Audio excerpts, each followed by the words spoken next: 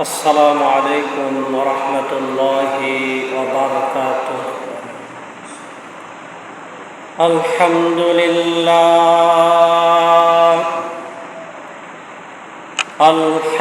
لله وكفى وسلام على عباده الذين اصطفى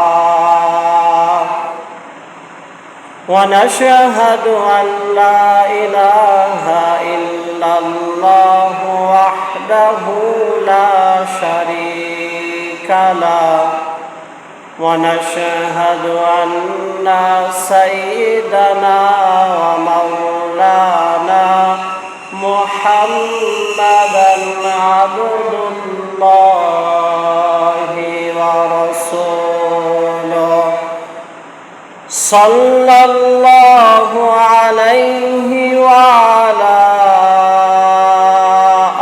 آله وأصحابه وأتباعه وإخوانه أما بعد فقد قال الله تبارك وتعالى في كلامه المجيد وفي فرقانه الحميد.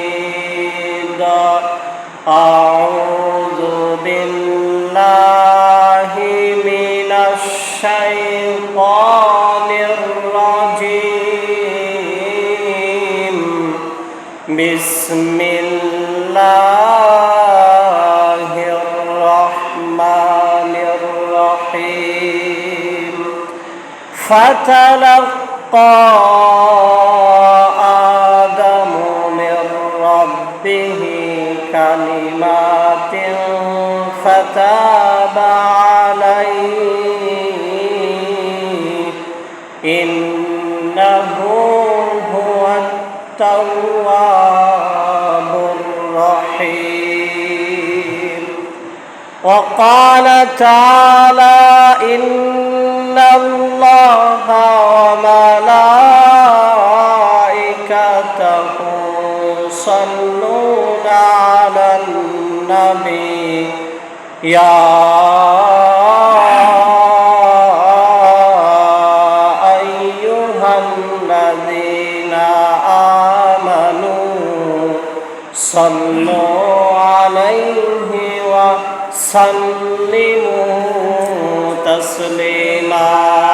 اللهم صل على سيدنا مولانا محمد وعلى آل سيدنا مولانا محمد.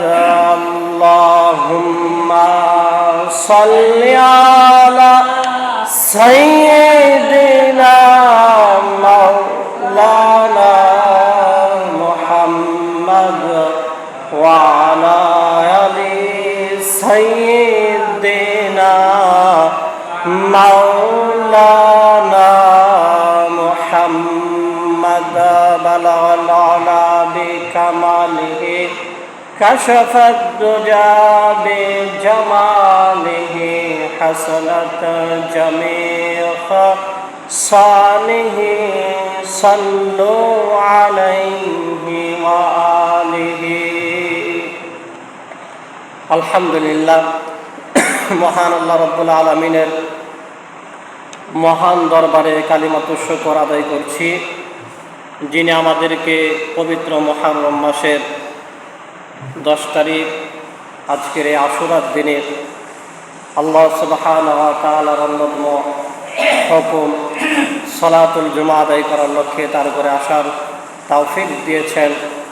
এজন্য আমরা পড়ছি আলহামদুলিল্লাহ। আবারও লাখো কোটি দুরূদ এবং সালাম বর্ষিত হোক দয়াল নবী, মায়ার নবী, বিশ্ব নবী মুহাম্মদ রাসূলুল্লাহর উপর। আমরা পড়ছি সাল্লাল্লাহু আলাইহি ওয়াসাল্লাম। সম্মানিত হাজরিন, আমরা সব সময় শুনে আসছি যে আশুরার দিন আল্লাহর কাছে একটি মর্যাদাপূর্ণ দিন। আশুরার দিন মুক্তির দিন। আশুরার দিন জাতির তওবা কবুলের দিন। যেহেতু আজকে আশুরার দিন,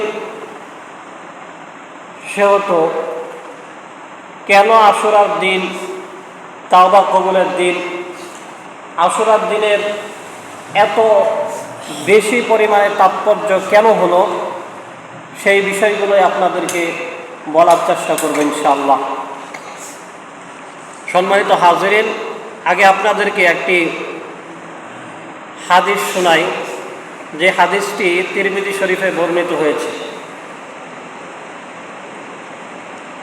জনৈক সাহাবী বলেন যে এক সাহাবী নবীজির কাছে আসলেন, ইয়াসালু রাসূলুল্লাহ সাল্লাল্লাহু আলাইহি ওয়াসাল্লাম ওয়া হুয়া কাঈদুন। যখন নবীজি বসা ছিলেন, ওই সাহাবী আসলেন, নবীজির কাছে প্রশ্ন করলেন। তিনি বললেন, ইয়া রাসূলুল্লাহ, আইয়ু শাহরিন তা'মুরুনি আন নাসুমা বা'দা শাহরি রমাদান।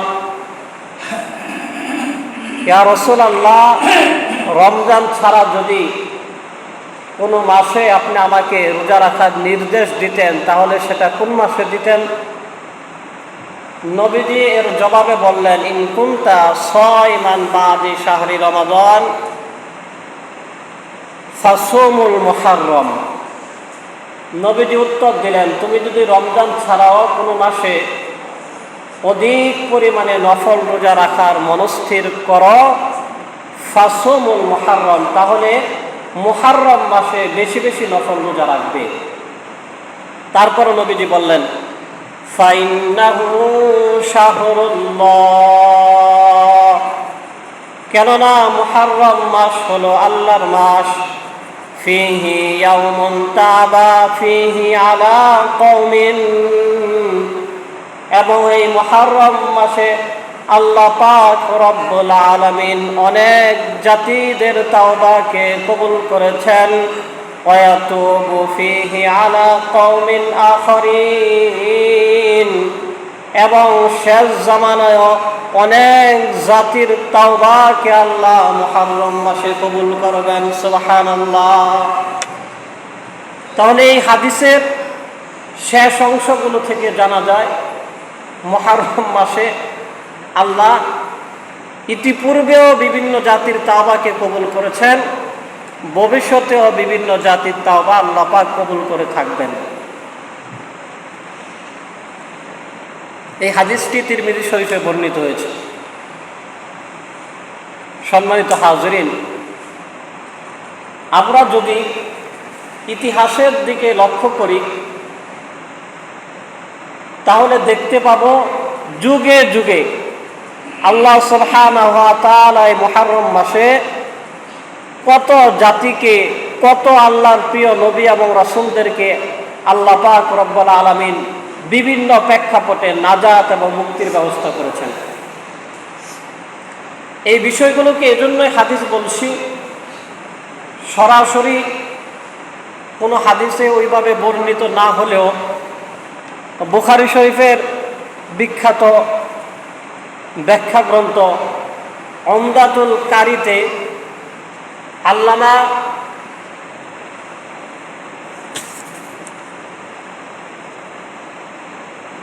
উমদাতুল কারিতে এসেছে,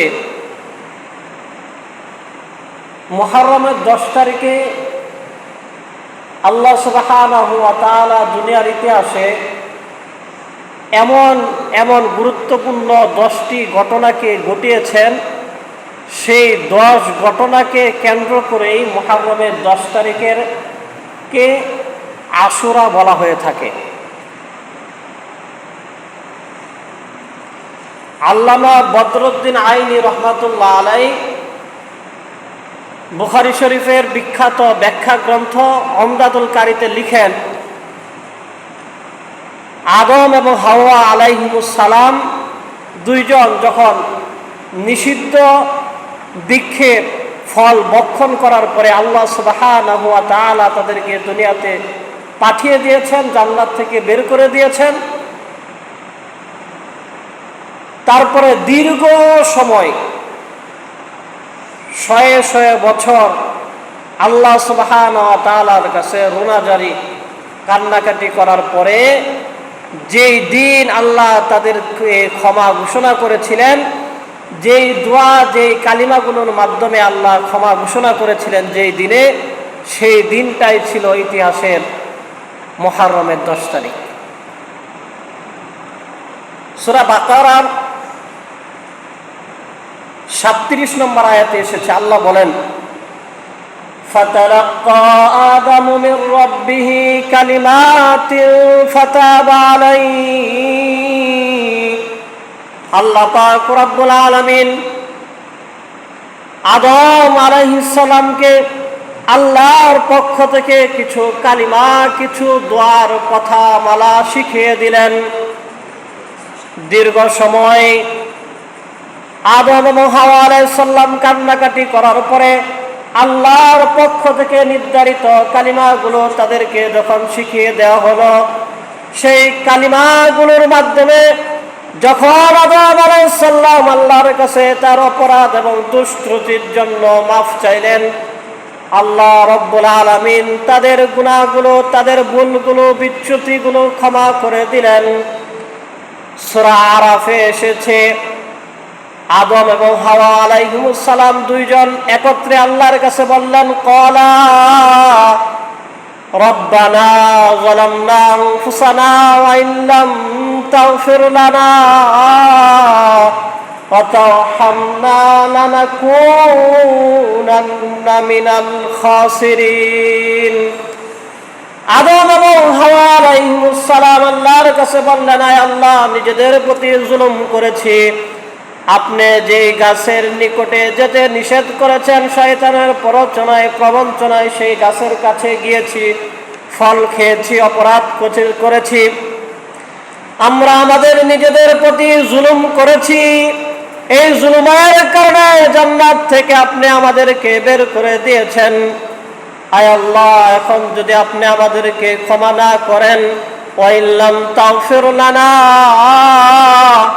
যদি আপনি আমাদেরকে ক্ষমা না করেন, ওয়া তারহামনা, আমাদেরকে দয়া না করেন, লানাকুনান্না মিনাল খাসিরিন, তাহলে তো আমরা অবশ্যই ক্ষতিগ্রস্তদের অন্তর্ভুক্ত হয়ে যাব। আদম আলাইহিস সালাম এবং হাওয়া আলাইহিস সালাম এই দোয়াগুলো করে করে যখন আল্লাহর কাছে মাফ চাইলেন, যেই দিন তাদের মাফটা আল্লাহ গ্রহণ করলেন, ঘোষণা করে দিলেন যে তোমাদেরকে মাফ করে দেওয়া হলো, ইতিহাসে এসেছে সেই দিনটা ছিল মুহররমের 10 তারিখ। মুহতারাম হাজিরিন, শুধু তাই নয়, আমরা জানি হযরত নূহ আলাইহিস সালাম তার জীবনের মহামূল্যবান ৯৫০ বছর তার জাতিদেরকে ইসলামের দাওয়াত দিলেন, তার জাতিদেরকে ধর্ম কর্মের দাওয়াত দিলেন, তার জাতিদেরকে আল্লাহর দিকে আহ্বান করলেন। তারপরে ফালাম ইয়াজিদুহুম দুআই ইল্লা ফিরারা, কিন্তু তার জাতির মানুষগুলো নূহ আলাইহিস সালামের কথাকে শুনল না। এক এক করে ৯৫০ বছর অতিবাহিত হয়ে গেল।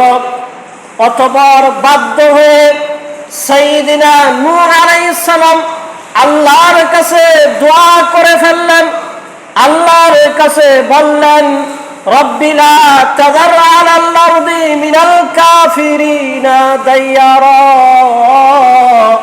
ইন্নাকা ইন তাযারহুম ইযিল্লু ইবাদাক ওয়ালা ইয়ালিদু ইল্লা ফাজিরান কাফফারা।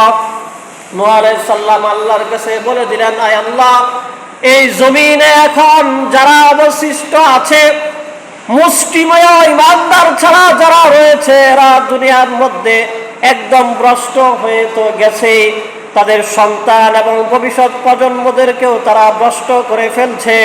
হেদায়েতের পথ থেকে তারা নিজেরাও দূরে সরে গেছে, তাদের সন্তানদেরকে দূরে সরিয়ে ফেলছে। আশঙ্কা করা হচ্ছে ভবিষ্যতে যারা আসবে তারাও আপনার দিনকে মানবে না, সুতরাং এই জাতিকে ধ্বংস করে দেন। নূহ আলাইহিস সালাম যখন আল্লাহর কাছে এই দোয়া করলেন, আল্লাহ দোয়াকে কবুল করলেন। আল্লাহ নূহ আলাইহিস সালামকে দুনিয়ার ইতিহাসে সর্বপ্রথম নৌকা বানানোর বুদ্ধি এবং জ্ঞান দান করলেন। নূহ আলাইহিস সালামের আগে দুনিয়াতে আর কেউ পানির উপরে ভাসমান থাকা যায় এই জ্ঞান কারো ছিল না। সর্বপ্রথম নূহ আলাইহিস সালামকে আল্লাহ এই জ্ঞান এবং বিদ্যা দান করলেন যে তুমি এইভাবে এইভাবে একটা যানবাহন বানাবে, এইরকম করে একটা নৌকা বানাবে যেটা পানির উপরে ভাসমান থাকবে। তারপরে আল্লাহর পক্ষ থেকে বিস্তারিত জানানো হলো, বলা হলো আল্লাহর পক্ষ থেকে একটা বিশাল প্লাবন আসবে। তারপরে তোমরা যারা ঈমান এনেছো এই 80 থেকে 82 জন মানুষ তারা আল্লাহর নামে সফর করবে, আর সবাই প্লাবনে ধ্বংস হয়ে যাবে। দীর্ঘ 40 দিন পর্যন্ত প্লাবন হলো। সাধারণত বৃষ্টি আসলে আসমানের উপর থেকে আসে, কিন্তু নূহ আলাইহিস সালামের সময় যে প্লাবন হয়েছিল তাফসীরের কিতাবগুলোতে এসেছে একদিকে আসমান থেকে বৃষ্টি বর্ষিত হচ্ছিল, অপরদিকে জমিন ফেটে ফেটে নিচ থেকেও পানি বর্ষিত হচ্ছিল। দীর্ঘ 40 দিন পর্যন্ত এইভাবে নৌকা চলতেছিল। শুধুমাত্র ঈমানদাররা বেঁচে ছিলেন এবং সমস্ত কুফফার গোষ্ঠী সমূলে ধ্বংস হয়ে গিয়েছিল। এমনকি নূহ আলাইহিস সালামের সন্তান যারা ঈমান আনে নাই তারাও এই প্লাবনের ধ্বংস থেকে নিজেদেরকে বাঁচাতে পারে নাই। আল্লাহ পাক রব্বুল আলামিন সেই কথাগুলো কোরআনের মধ্যে ঘোষণা করে দিয়েছেন। যখন নূহ আলাইহিস সালামের চোখের সামনে তার সন্তানরা প্লাবনের মধ্যে পানিতে ডুবে যাচ্ছিল, বাবা তো সন্তানের প্রতি অন্তরে দয়া এসেছে। ওয়ানাদা নূহুর রাব্বাহু, যখন নূহ আলাইহিস সালামের সন্তান পানিতে ডুবে যাচ্ছে, বাবার সামনে সন্তান পানিতে ডুবে যায়, বাবার অন্তরে সন্তানের প্রতি দয়া আসলো। নূহ আলাইহিস সালাম আল্লাহকে ডেকে বললেন, ফাকালা রব্বি ইন্নাবনি মিন আহলি, আয় আল্লাহ এরা তো আমার পরিবার, আমার সন্তান। ওয়া ইন্না ওয়াদাকাল হক ওয়া আনতা আহকামুল হাকিমিন, যদি আপনার ওয়াদা সত্য, আপনি যেটা বলেছেন ঈমানদাররা বাঁচবে, বেঈমানরা বাঁচবে না, কিন্তু আয় আল্লাহ এরা তো আমার পরিবার, আমার সন্তান। এইরকম ফরিয়াদ যখন নূহ আলাইহিস সালাম তার সন্তান এবং পরিবারদের জন্য করলেন, ক্বালা ইয়া নূহ ইন্নাহু লাইসা মিন আহলিক ইন্নাহু আমালুন গায়রু সালিহ, আল্লাহর পক্ষ থেকে ঘোষণা আসলো, নূহ শুনে রাখো, যারা ঈমান আনে না, যারা নেক আমল করে না, তারা কখনো ঈমানদারদের পরিবার বর্গ হতে পারে না, পরিবারের অংশ হতে পারে না। সুতরাং তোমার সন্তান হওয়া সত্ত্বেও, তুমি নবী, তোমার সন্তান হওয়া সত্ত্বেও তারা আজকে ঈমান না আনার কারণে এই ধ্বংস থেকে বাঁচতে পারবে না। ফলে নূহ আলাইহিস সালামের সন্তানরাও এই প্লাবনে মৃত্যুবরণ করে ধ্বংস হয়ে গেলেন। দীর্ঘ 40 দিন এই নৌকা চলার পরে অবশেষে নৌকা যখন চলতে চলতে ওয়াহিয়া তাজরি বিহিম ফি মাউজিন কাল জিবাল, যদি পর্বতে এসে যেদিন ঠেকলো, ইতিহাসে রেকর্ড হয়েছে সেই দিনটাও ছিল মুহররমের 10 তারিখ। সুবহানাল্লাহ। তাহলে মুহররমের 10 তারিখে আল্লাহ পাক রব্বুল আলামিন কুফফার গোষ্ঠী যারা 950 বছর দাওয়াত পাওয়ার পরেও ঈমান গ্রহণ করে নাই, তাদেরকে ধ্বংস করে দিয়ে দুনিয়াকে আবার নতুন করে আবাদ করার জন্য নির্বাচিত কিছু ঈমানদারকে আল্লাহ পাক রব্বুল আলামিন অবশিষ্ট রেখেছিলেন।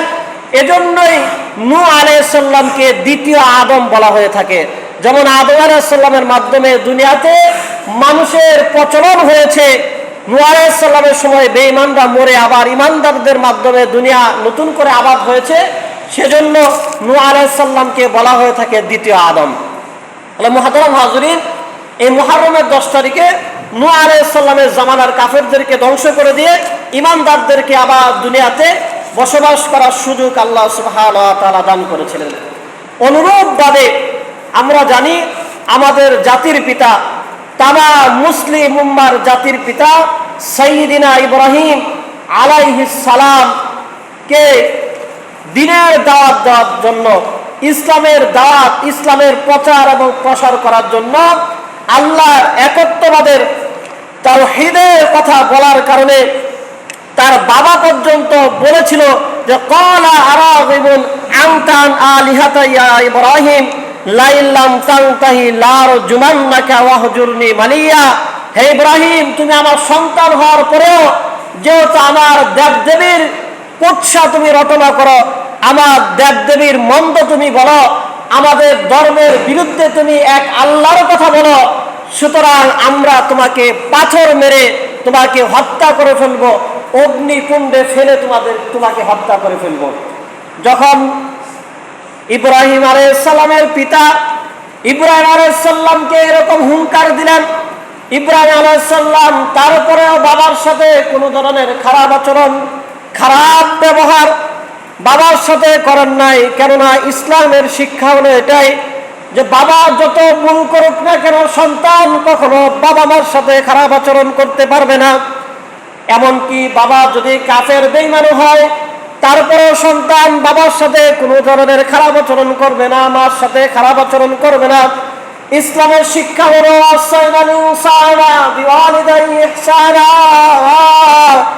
ইসলামের শিক্ষা হলো সর্বাবস্থায় সন্তান তার বাবা মার সাথে ভালো আচরণ করবে।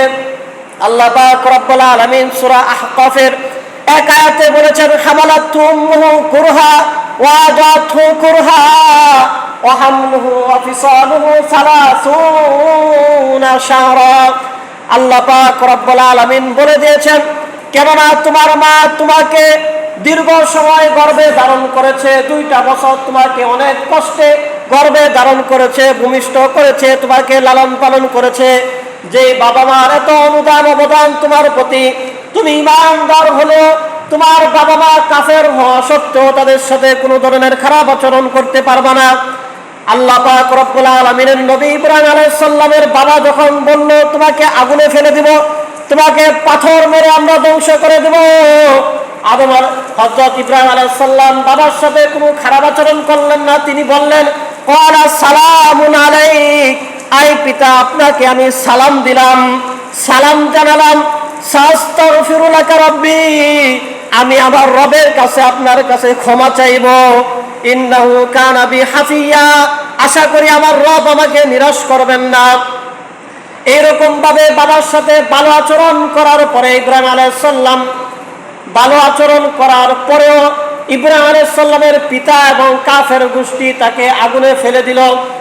ইতিহাসে এসেছে কমপক্ষে 40 দিনের মতো ওই অগ্নিকুণ্ডের মধ্যে ইব্রাহিম আলাইহিস সালাম ছিলেন। আল্লাহ পাক রব্বুল আলামিন আগুনকে লক্ষ্য করে বলে দিয়েছেন, কুল্লা ইয়া নারু কুনি বারদাও ওয়া সালামান আলা ইব্রাহিম, ও আগুন আমি আল্লাহ তোমাকে নির্দেশ দিলাম আমার খলিলের জন্য তুমি একদম আরামদায়ক ঠান্ডা হয়ে যাবে। সুবহানাল্লাহ। আগুনকে আল্লাহ এমন একটা কথা বলে দিলেন, আগুন ঠান্ডা হবে, কিন্তু এমন ঠান্ডা যে ঠান্ডাটা সহনশীল, যে ঠান্ডাটা এসির মতো মনে হয়, বেশি ঠান্ডা না বেশি গরমও না, এমন ঠান্ডা হয়ে যাবে। আগুন এমনই হয়ে গেল। ইব্রাহিম আলাইহিস সালাম বলেছেন, আমার জীবনে সবচাইতে সুখের দিনগুলো ছিল, সবচাইতে আরামের দিনগুলো ছিল যেই দিনগুলো নমরুদের অগ্নিকুণ্ডতে আল্লাহ পাক রব্বুল আলামিন আমাকে রেখেছিলেন। সুবহানাল্লাহ। ইতিহাসের কিতাবে এসেছে দীর্ঘ 40 দিনের মতো আগুনে থাকার পরে যেই দিন আগুন থেকে ইব্রাহিম আলাইহিস সালাম নাজাত পেয়েছিলেন এবং আল্লাহর পক্ষ থেকে বলা হয়েছিল, ইব্রাহিম শুধুমাত্র ইব্রাহিম না, ইব্রাহিম হলো আত্তাখিযু ইব্রাহিমা খলিলা, ইব্রাহিম আজকে থেকে দুনিয়াতে আমার বন্ধু। সুবহানাল্লাহ। এই 2টা ঘোষণা যেই দিন আল্লাহ পাক রব্বুল আলামিন দিয়েছিলেন, ওই দিনটাও ছিল মুহররমের 10 তারিখ, আশুরার দিন। সুবহানাল্লাহ। তাহলে দিনের পথে থাকতে যে বাবা মা সংসার সব কিছু যখন নিজের থেকে দূরে সরে যায়, তারপরেও তাওহীদের পথে এক আল্লাহ দিনের পথে অটল অবিচল থাকলে আল্লাহ আগুনকেও আরামদায়ক বানিয়ে দেয়। আল্লাহর পক্ষ থেকে দুনিয়ার এই মানুষকেও আল্লাহর বন্ধু হিসেবে ঘোষণা করে দেওয়া হয়ে যায়। সুবহানাল্লাহ। এই দিনটা ছিল আশুরার 10 তারিখ, মুহররমের 10 তারিখ আশুরার দিন। অনুরূপভাবে আমরা জানি সাইয়্যিদিনা ইউনূস আলাইহিস সালাম আল্লাহর হুকুম আসার আগেই তিনি চিন্তা করলেন আল্লাহর পক্ষ থেকে চূড়ান্ত গজবের ফয়সালা আসবে, গোটা জাতিকে ধ্বংস করে দেওয়া হবে। সুতরাং এই এলাকায় থাকাটা আমার জন্য সমুচিত নয়, যেহেতু এই এলাকাকে আল্লাহ ধ্বংস করে দিবেন। কিন্তু আল্লাহর হুকুম এখন আসে নাই যে ইউনূস তুমি এলাকা ছেড়ে চলে যাও। এর আগেই ইউনূস আলাইহিস সালাম এলাকা থেকে চলে গেছেন। আল্লাহর কথা হলো তুমি নবী, তুমি তো অন্যান্য মানুষের মতো হতে পারো না, তুমি আমার অনুমতি নিয়ে যাবে বা আমার নির্দেশ আসার পরে এলাকা ছাড়বে, আগে কেন এলাকা ছাড়ছো? সামান্য এই বিষয়টুকুর কারণে আল্লাহ পাক রব্বুল আলামিন ইউনূস আলাইহিস সালামকে একটা শিক্ষা দান করলেন। কি শিক্ষা? যে জাহাজে চড়ে ইউনূস আলাইহিস সালাম দেশ ছেড়ে চলে যেতে চাইলেন, সেই জাহাজের এক যাত্রীকে পানিতে ফেলে দেওয়ার সিদ্ধান্ত হলো। দীর্ঘ ঘটনা। ওই সিদ্ধান্ত হওয়ার পরে বারবার ইউনূস আলাইহিস সালামের নাম আসে। অবশেষে ইউনূস আলাইহিস সালামকে পানিতে ফেলা হলো। ওই জাহাজ চলে গেল। পানিতে ফেলার সাথে সাথে ইউনূস আলাইহিস সালামকে একটা মাছ পেটের মধ্যে নিয়ে নিল। একদিকে পানির অন্ধকার, আরেকদিকে মাছের অন্ধকার, মাছের পেটের অন্ধকার। এই অন্ধকারগুলোতে থাকার পরে ফানাদা ফিজ জুলুমাত, এই অন্ধকারে যাওয়ার পরে ইউনূস আলাইহিস সালাম সর্বপ্রথম যেই কাজটা করলেন, ফানাদা ফিজ জুলুমাত, এই অন্ধকার এবং এই কষ্টের মধ্যে থেকে আল্লাহকে ডেকে বললেন, লা ইলাহা ইল্লা আনতা সুবহানাকা ইন্নী কুনতু মিনাজ জালিমিন। আয় আল্লাহ, আমি বুঝতে পারছি যে আমি নিজেই আমার নিজের উপর কোনো জুলুম করছি, আপনি সব দুষ্টতা থেকে মুক্ত। কারণ আমি একজন নবী হওয়ার পরে আমার উপর এত বড় বিপদ, এই বিপদটা আমার কোনো ভুলের কারণে হয়েছে, আমি আপনার কাছে মাফ চাই। যখন ইউনূস আলাইহিস সালাম এরকম আল্লাহর কাছে মাফ চাইলেন, মাফ চাওয়ার পরে যেই সময় আল্লাহ পাক রব্বুল আলামিন ইউনূস আলাইহিস সালামকে মাছের পেট থেকে মুক্তি দান করলেন, পানির অন্ধকার থেকে মুক্তি দান করলেন, নাজাত দান করার যেই দিনটা ছিল ইতিহাসের মধ্যে এসেছে, সেই দিনটাও ছিল আশুরার দিন, মুহররমের 10 তারিখ। এবং আল্লাহ পাক রব্বুল আলামিন কোরআনুল কারীমে যেখানে এই ঘটনাটা উল্লেখ করেছেন, সেখানে বলে দিয়েছেন আল্লাহ পাক রব্বুল আলামিন ইউনূস আলাইহিস সালামের এই ঘটনাটা বলতে গিয়ে সাথে সাথে সমস্ত ঈমানদারদেরকে আল্লাহ পাক রব্বুল আলামিন বলে দিয়েছেন। আল্লাহ বলেন, ফাস্তাজাবনা লাহু ওয়া নাজ্জাইনাহু মিনাল গাম ওয়া কাযালিকা নুনজিল মুমিনিন। আল্লাহ রব্বুল আলামিন বলেন, আমি তো ইউনূস আলাইহিস সালামকে লা ইলাহা ইল্লা আনতা সুবহানাকা ইন্নী কুনতু মিনাজ জালিমিন এই দোয়া পাঠ করার পরে মুক্তি এবং নাজাত দান করেছিলাম। ফাস্তাজাবনা লাহু ওয়া নাজ্জাইনাহু মিনাল গাম। এইরকম কিয়ামত পর্যন্ত মুমিনরা, ঈমানদাররা তাদের বিপদ আপদে, তাদের দুশ্চিন্তায়, তাদের পেরেশানিতে, তাদের দুনিয়াবি কোনো সমস্যা, দুনিয়াবি কোনো সংকটের সম্মুখীন তারা যখন হবে, তারাও যখন লা ইলাহা ইল্লা আনতা সুবহানাকা ইন্নী কুনতু মিনাজ জালিমিন এই দোয়াটা পাঠ করতে থাকবে, আল্লাহ পাক রব্বুল আলামিন বলেন, ওয়া কাযালিকা নুনজিল মুমিনিন। ইউনূস আলাইহিস সালামের মতো যুগে যুগে ঈমানদারদেরকেও আমি আল্লাহ নাজাত দান করে দেব। সুবহানাল্লাহ। এজন্যই দেখবেন কখনো বড় ধরনের বিপদের সম্মুখীন হলে আলেমরা বলে যে বেশি বেশি দোয়া ইউনূস পড়তে থাকেন, বেশি বেশি দোয়া ইউনূস পড়ার কথা আলেমরা বলে থাকেন। কেন বলে থাকেন? আল্লাহ পাক রব্বুল আলামিন নিজেই বলে দিয়েছেন যে ইউনূস আলাইহিস সালাম যে দোয়া পড়েছিলেন, এই দোয়া যদি বিপদ আপদে, কোনো ধরনের দুশ্চিন্তায়, টেনশনে, পেরেশানিতে পড়ে ঈমানদাররাও পড়ে, কিয়ামত পর্যন্ত ঈমানদারদেরকে অনুরূপভাবে নাজাত দান করা হবে যেমনটা ইউনূস আলাইহিস সালামকে দান করা হয়েছে। এটা কল্পনাতীত ঘটনা। পানিতে পড়ার পরে মানুষ মারা যায়, আর ওই পানিতে পড়ার পরে যে একটা মাছ গিলে ফেলে, ওইখানে যদি আবার 40 দিনের মতো সময় থাকতে হয়, তারপর আবার জীবিত আসে, এটা মানুষের কোনো কল্পনায়, কোনো বিজ্ঞানের থিওরিতেও ঢুকবে না। কিন্তু আল্লাহ বলেন, আল্লাহর কালিমা পাঠ করার কারণে আল্লাহ যেমন ইউনূসকে নাজাত দান করেছিলেন, কিয়ামত পর্যন্ত শুধু ইউনূসকে না, যত মানুষ ইমানদাররা এরকম বিপদে পড়ে দোয়া ইউনূস পাঠ করবে, আল্লাহ পাক রব্বুল আলামিন তাদেরকেও নাজাত দান করবে। এবং ওই দিনটাও ছিল মুহররমের 10 তারিখ, আশুরার দিন। মুহতারাম হাজিরিন, আমরা জানি আইয়ুব আলাইহিস সালাম দীর্ঘ সময় প্রায় 18 বছরের মতো অসুস্থ ছিলেন। তার উপরে আল্লাহর কাছে ফরিয়াদ করতেন, শুধু জিহ্বাটা ভালো ছিল।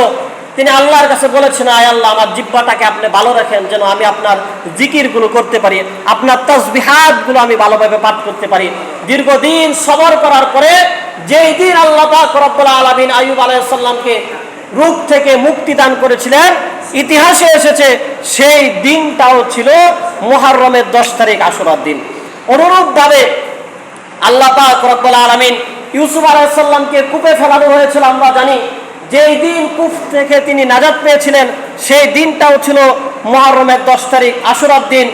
এবং ঈসা আলাইহিস সালামকে আল্লাহ পাক রব্বুল আলামিন ইহুদিদের হাত থেকে বাঁচিয়ে জীবিত অবস্থায় আকাশে উঠিয়ে নিয়ে গেছেন। এটা সমস্ত পাক্কা সাচ্চা ইমানের অধিকারী যারা, সবার আকীদা হলো এটাই যে ঈসা আলাইহিস সালামকে আল্লাহ পাক রব্বুল আলামিন জীবিত অবস্থায় আকাশে উঠিয়ে নিয়ে গেছেন। ওয়ালা তাকতুলুহু ওয়ালা তাসুব্বুহু, যে তাকে হত্যা করা হয় নাই, তাকে শুলেও চড়ানো হয় নাই, সূরা মাইদাতে এসেছে। আল্লাহর কুদরতে আল্লাহ পাক রব্বুল আলামিন জীবিত অবস্থায় আকাশে উঠিয়ে নিয়ে গেছেন। কিয়ামতের আগ মুহূর্তের সময়ে মুসলমানরা যখন নেতৃত্ব শূন্য হয়ে পড়বে, সমস্ত কুফফার গোষ্ঠী এক হয়ে মুসলমানদের অত্যাচার, নির্যাতন আর জুলুম করবে, ওই জুলুম থেকে বাঁচানোর জন্য, দাজ্জাল বাহিনীদের হাত থেকে বাঁচানোর জন্য আল্লাহ আবার প্রথম আসমান থেকে ঈসা আলাইহিস সালামকে দুনিয়াতে পাঠাবেন। তার নেতৃত্বে মুসলমানরা এক হবে, মুসলমানদের বিজয় দুনিয়ার মধ্যে ঘটবে এবং ইসলামী শাসন ব্যবস্থা সমস্ত দুনিয়ার মধ্যে প্রচলন হবে। এবং ঈসা আলাইহিস সালাম দুনিয়াতে বিবাহ করবেন, সংসার করবেন, 40 বছর দুনিয়াতে অবস্থান করবেন ঈসা আলাইহিস সালাম। কিন্তু যেই দিন ঈসা আলাইহিস সালামকে আল্লাহ পাক রব্বুল আলামিন ইহুদিদের হাত থেকে বাঁচিয়ে জীবিত অবস্থায় আকাশে উঠিয়ে নিয়ে গেছেন, সেই দিনটাও ছিল মুহররমের 10 তারিখ, আশুরার দিন। মুহতারাম হাজিরিন, অনুরূপভাবে আমরা জানি ইয়াকুব আলাইহিস সালামের ছেলে ইউসুফ আলাইহিস সালাম ছোটবেলায় হারিয়ে গিয়েছিলেন। তার ভাইয়েরা চক্রান্ত করেছিল। হারিয়ে যাওয়ার পরে দীর্ঘ সময় বাবা এবং পুত্র আলাদা ছিলেন। তারপরে আল্লাহ পাক রব্বুল আলামিন ইউসুফ আলাইহিস সালামকে নবী বানিয়েছেন, ইয়াকুব আলাইহিস সালামও নবী। এই বাবা এবং ছেলে দুইজনে নবী। এই দুইজনের দীর্ঘ সময় আলাদা থাকার পরে একত্রে আবার পুনরায় যে দিনটা সাক্ষাৎ হয়েছিল, ইতিহাসে এসেছে সেই দিনটাও ছিল মুহররমের 10 তারিখ, আশুরার দিন। মুহতারাম হাজিরিন, অনুরূপভাবে আমরা জানি মুসা আলাইহিস সালাম দুনিয়াতে আসার আগে গণকরা, জাদুকররা তাদের জাদুবিদ্যার মাধ্যমে শয়তান থেকে বিভিন্ন সোর্স, বিভিন্ন তথ্য উপাত্ত নিয়ে জাদুকররা এই সিদ্ধান্তে উপনীত হয়েছিল যে ফেরাউনের শাসনামলে এক শিশুর আবির্ভাব ঘটবে, যার কাছে ফেরাউনের এই সাম্রাজ্য ধ্বংস হয়ে যাবে। এমন এটা সত্যিতে পরিণত হয়েছিল।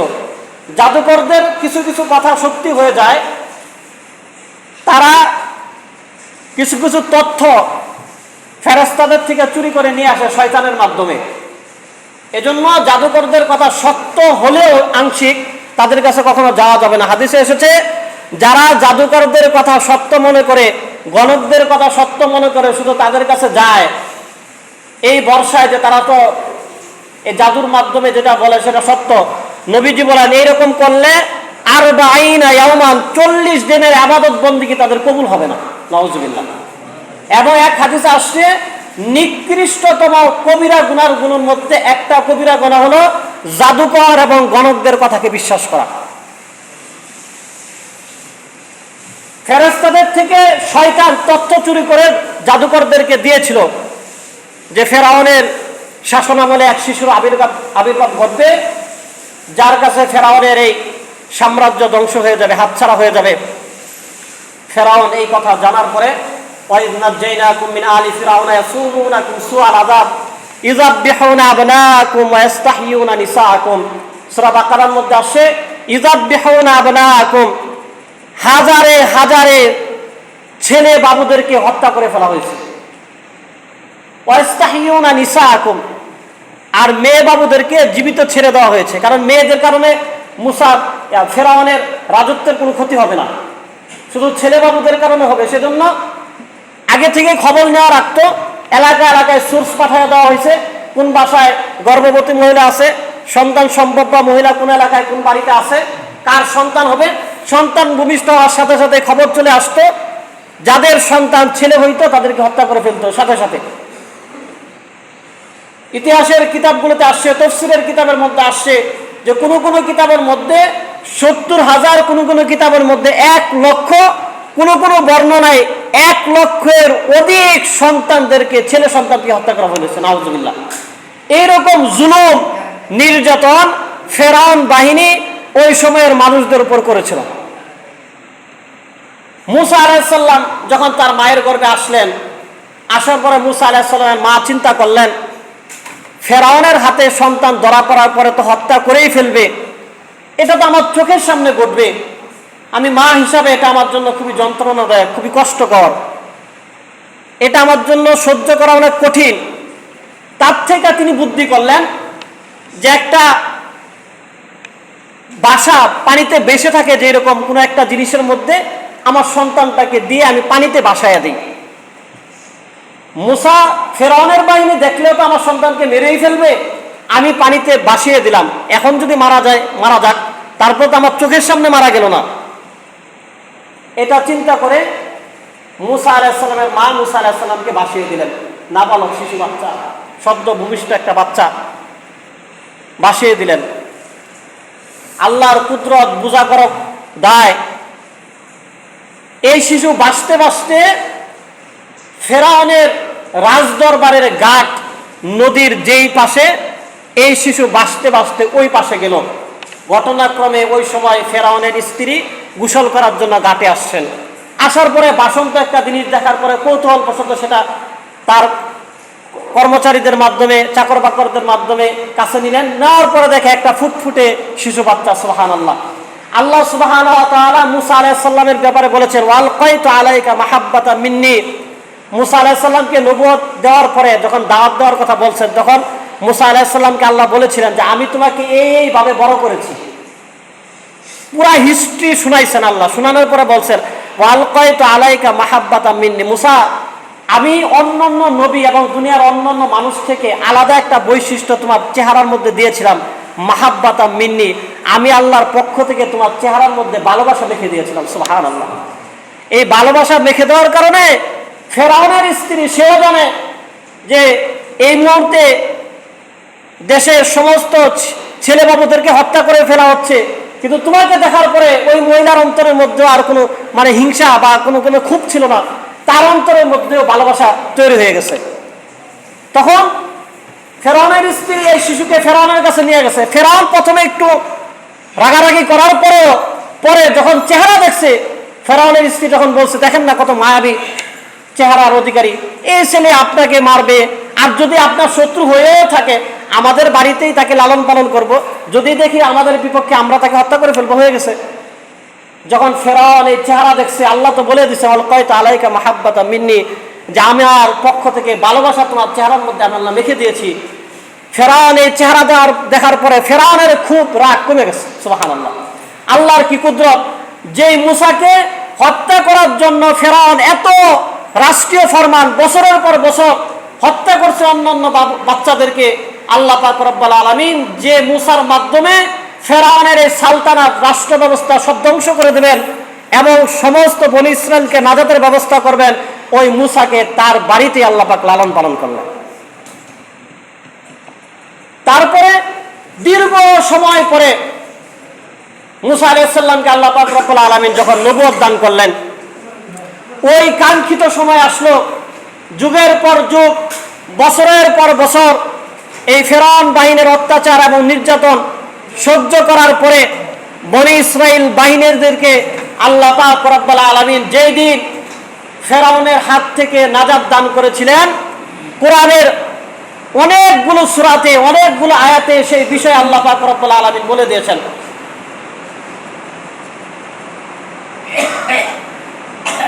যেই দিন আল্লাহ পাক রব্বুল আলামিন ফেরাউনের বাহিনীদেরকে নদীতে ডুবে মারলেন, মুসা আলাইহিস সালামের বাহিনীদেরকে আল্লাহ পাক রব্বুল আলামিন নাজাত দান করে দিলেন, ইতিহাসের মধ্যে রেকর্ড হয়েছে ওই দিনটা ছিল মুহররমের 10 তারিখ, আশুরার দিন।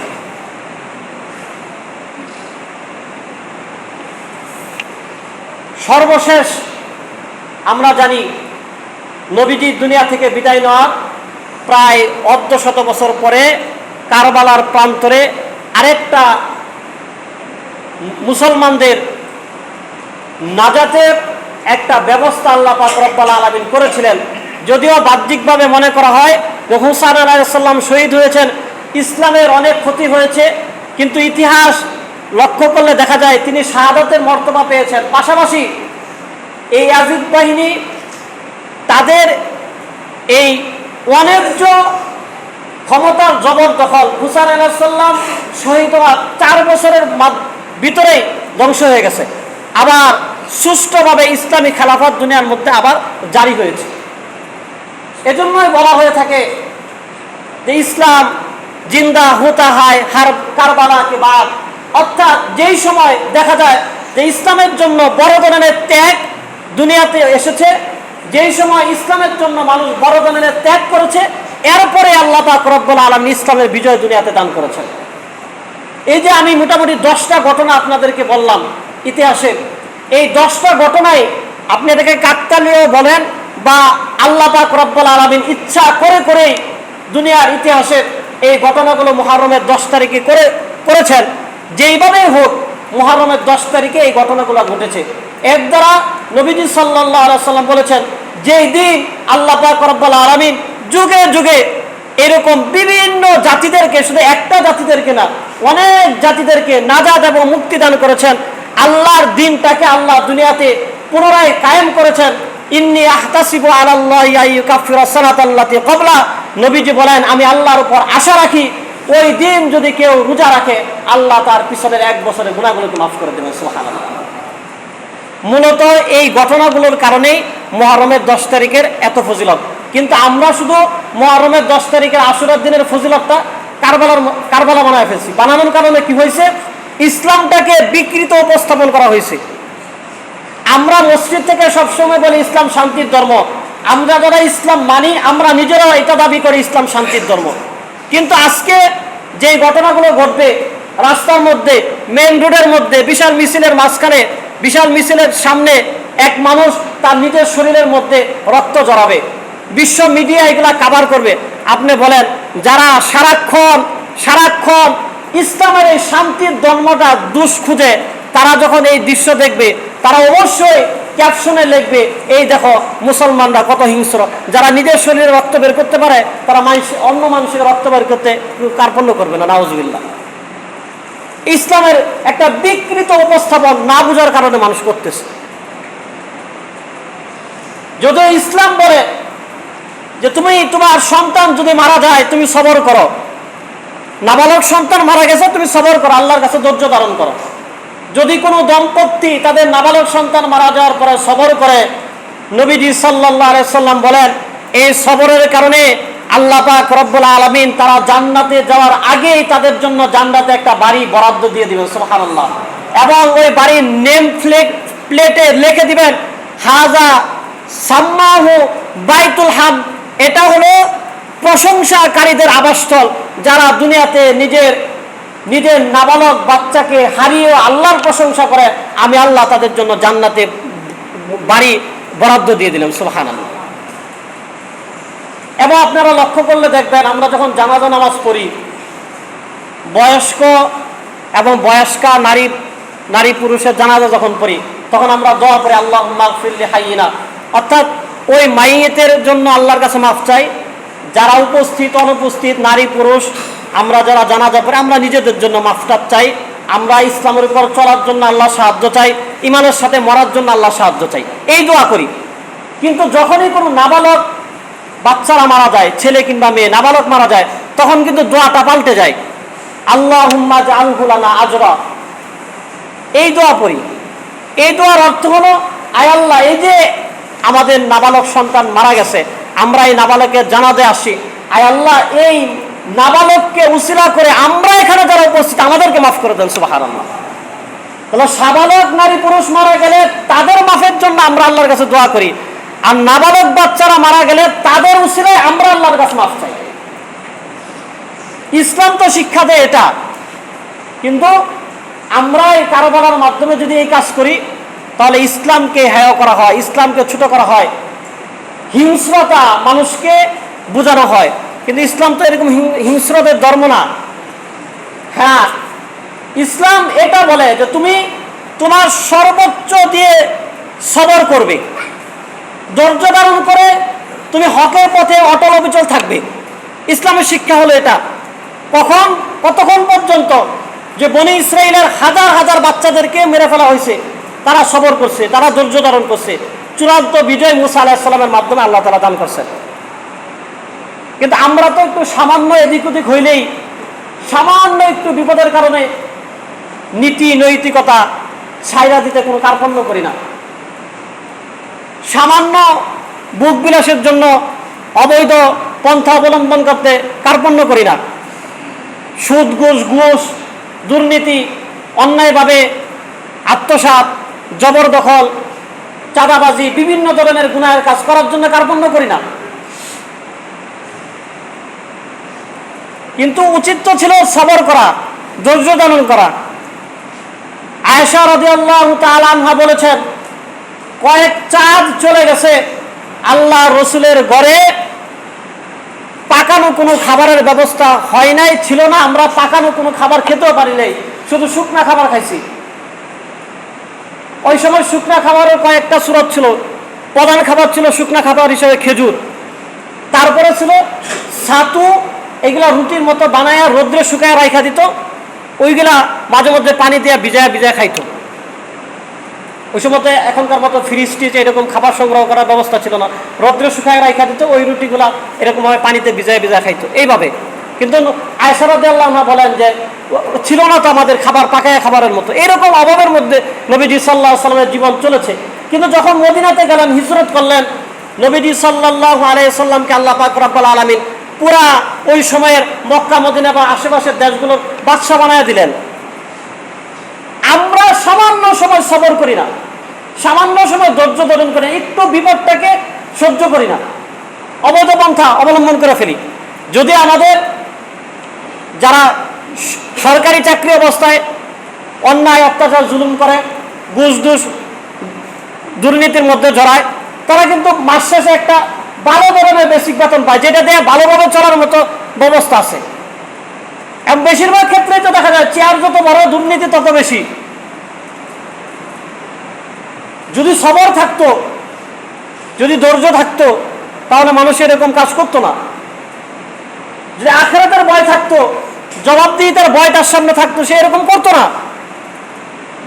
আশুরার শিক্ষা হলো যে তোমাকে জবাবদিহিতার ভয়ের সামনে দাঁড়াতে হবে। তুমি যত বিপদ আপদ হয়, যেই ধরনের বিপদ হয়, তুমি সবর করো, ধৈর্য ধারণ করো, অটল অবিচল থাকো, আল্লাহ তোমার জন্য একটা রাস্তা বের করে দিবেন। মুসা আলাইহিস সালামকে আল্লাহ মুহররমের 10 তারিখে কিভাবে রাস্তা বের করে দিয়েছেন? বনি ইসরাইল জাতিটাও একটু গাড়তেরা টাইপের ছিল, কঠিন বিপদ, পিছনে ফেরাউনের বাহিনী, সামনে নদী।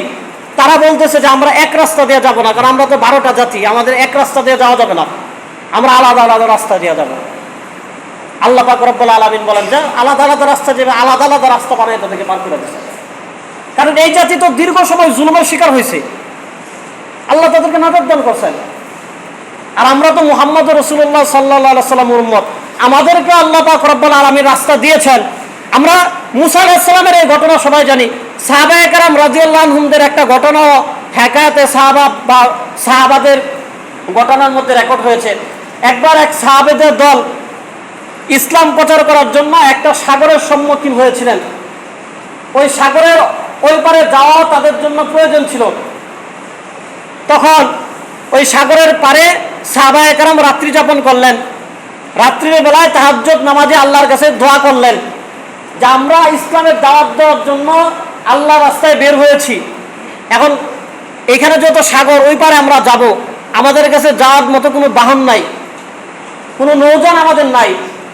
তারা সারা রাত আল্লাহর কাছে দোয়া করলেন। দোয়া করার পরে সকালবেলায় জামাতের যিনি আমির নেতা, তিনি সবাইকে বললেন যে 2 রাকাত করে নামাজ পড়ো, সবাই আল্লাহর কাছে দোয়া করো এবং আল্লাহর নামে তোমরা তোমাদের ঘোড়াকে সাগরের উপর চালনা করো। আমিরের হুকুম, সবাই তার কথা মেনে নিলেন। হাদিসে এসেছে ইদা হাযাবাহা আমরুন ফাযা ইলা সালাহ, যে কঠিন বিপদ দুশ্চিন্তার সম্মুখীন নবীজি যখন হতেন সাথে সাথে 2 রাকাত নামাজ পড়তেন। সাহাবায়ে কেরাম সেই সুন্নতের উপর আমল করলেন। আল্লাহ পাক রব্বুল আলামিন এই সাগরের উপর দিয়ে তাদের ঘোড়া চলে গেল। ঘোড়া পাথরের উপরে চললে যেই রকম আগুন ছিটে, ওই পানির উপর ঘোড়া চলছে এরকম আগুন আগুন ঘোড়ার খুর দিয়ে এরকম চলছে। তারা পানি সাগর পার দিয়ে ওই পারে চলে গেলেন। যাওয়ার পরে ওই জামাতের এক সদস্য বলতেছে আমার একটা প্লেট সাগরে পড়ে গেছে। তিনি বলছেন যাও তোমার প্লেট যা সাগর থেকে নিয়ে আসো। তিনি সাগরের পাড়ে দিয়ে বলছেন যে আল্লাহ রাস্তার পথিক আমরা বের হয়েছি, আমার একটা প্লেট পড়ে গেছে সাগর, আমার প্লেটটা তুমি ফেরত দাও। আল্লাহর হুকুমে প্লেটটাও সাগর ভাসিয়ে দিয়েছে। সুবহানাল্লাহ। ইতিহাসের মধ্যে আসে মুসা আলাইহিস সালামকে আল্লাহ সাগর পার করেছিলেন সাগরের মাঝখান দিয়ে রাস্তা দিয়ে, কিন্তু মুহাম্মদ রাসূলুল্লাহ সাল্লাল্লাহু আলাইহি সাল্লামের সাহাবীদেরকে সাগর পার করেছেন রাস্তা দিয়ে না, রাস্তা দিয়ে না, সাগরের পানির মতো পানি রয়েছে সেটার উপর দিয়ে আল্লাহ তাআলা পার করে দিয়েছেন। এটা মুহাম্মদ রাসূলুল্লাহ সাল্লাল্লাহু আলাইহি সাল্লামের ফখর, মুহাম্মদ রাসূলুল্লাহ সাল্লাল্লাহু আলাইহি সাল্লামের সম্মান আল্লাহর প্রতি, যে বনী ইসরাইলকে যদি আল্লাহ সাগর পার করে দিতে পারেন, মুহাম্মদ রাসূলুল্লাহ সাল্লাল্লাহু আলাইহি সাল্লামকেও তাদের যে কোনো বিপদ থেকে আল্লাহ মুক্তি দান করে দিবেন। সুতরাং তারা যেন কোনো অন্যায় পথ অবলম্বন না করে, তারা যেন কোনো বাতিলের কাছে, জালেমের কাছে মাথা নত না করে। মুহররমে আশুরাতের প্রকৃত শিক্ষা হলো এটাই, যে সমস্ত বিপদকে উপেক্ষা করে কোনো জালেমের কাছে মাথা নত করা যাবে না। তোমরা তোমাদের মাথাকে উঁচু রাখবে, আল্লাহর হকের কাছে তোমরা নিজেদেরকে সঁপে দিবে, আল্লাহ তোমাদের জন্য এক রাস্তা বের করে দেবেন। আল্লাহ সুবহানাহু ওয়া তাআলা আশুরার এই প্রকৃত শিক্ষা আমাদেরকে জানার, মানার তৌফিক দান করুন। যারা পরে আসছে ইনশাআল্লাহ জানার কবুল করুন।